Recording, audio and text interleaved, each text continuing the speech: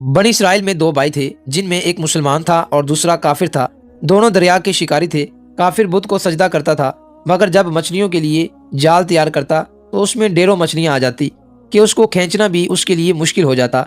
मगर मुसलमान के जाल में सिर्फ एक ही मछली आती थी और उसी पर सब्र के साथ खुदा का शुक्र अदा करता था। इत्फाकन एक रोज उस मुसलमान की बीवी अपने मकान की छत पर गई तो उसकी नज़र काफिर की बीवी पर पड़ी, जो जेवर और बेहतरीन लिबास से आरास्ता थी। ये देखकर उस मुसलमान की बीवी के दिल में वसवसा पैदा हुआ कि काश मैं भी ऐसी ही होती।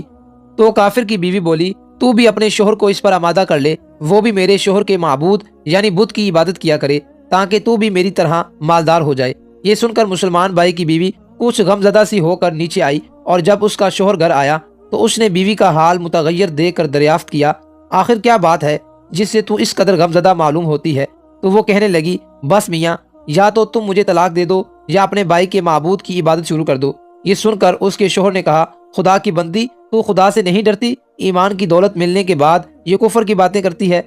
तो औरत बोली, बस मुझसे अब ज्यादा बातें ना बनाओ, मैं भी दूसरी औरतों की तरह अच्छा लिबास और अच्छे जेवरात पहनना चाहती हूँ।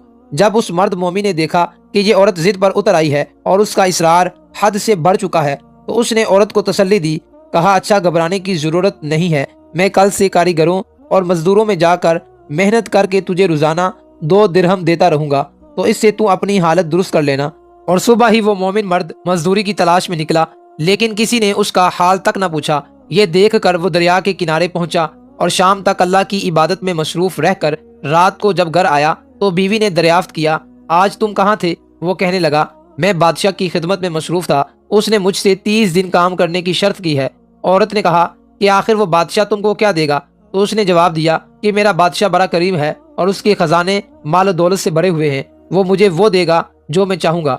चुनाचा इसी तरह बराबर वो अपने माबूद बरहक की इबादत में मसरूफ रहा। और 30वीं रात हुई तो बीवी ने कहा, सुनो मियाँ, अगर कल तुमने मुझे मजदूरी ला कर ना दी तो तुम मुझे लाजमी तलाक दे देना। ये सुनकर उसको इस कदर परेशानी लाहिक हुई और 30वीं सुबह को उसने एक यहूदी से कहा, क्या तुम मुझे मजदूरी पर लगा लोगे? ये सुनकर यहूदी कहने लगा कि हाँ, तुमको मजदूरी तो मिल जाएगी, लेकिन शर्त यह है कि मेरे पास तुम्हारे खाने पीने का कोई इंतजाम ना होगा। चुनाचा वो मर्द मोमिन रोजे की नीयत करके यहूदी का काम करने चला गया। अल्लाह ताला के हुक्म से एक फरिश्ता 29 अशरफियाँ एक नूरानी तबाक में लेकर उसकी बीवी के पास पहुंचा और कहने लगा, मैं बादशाह का कासिद हूँ, उसने ये अशरफियाँ लेकर मुझको तेरे पास भेजा है और फरमाया है कि तेरा शोहर हमारे पास में काम करता था, हमने उसको ना छोड़ा, यहाँ तक कि उसी ने हमको छोड़ दिया और यहूदी के पास चला गया। अगर वो हमारा काम करता तो हम उसको और ज्यादा उजरत देते, बस ये एक अशरफी की कमी इसी वजह से है। चुनाचा वो औरत इन अशरफियों में से एक अशरफी लेकर बाजार गई। सुनार ने उसकी 1000 कीमत औरत के हाथ में रख दी और जब शाम को वो मोमिन मर्द घर वापस लौटा तो औरत ने उससे दरियाफ्त किया, आज तुम कहाँ थे? उसने जवाब दिया कि आज मैं एक यहूदी के काम पर गया हुआ था। तो बीवी कहने लगी कि आखिर बादशाह की खिदमत तर्क करके तुम दूसरे की खिदमत क्यों करते हो? फिर उसको अशरफियों का वाक्या सुनाया, जिसको सुनकर वो मर्द मोमिन रोते रोते बेहोश हो गया और जब उसको होश आया तो बीवी से कहने लगा, अफसोस कि मैं बादशाह दो जहां की खिदमत का हक अपने ऊपर लाजिम ना किया।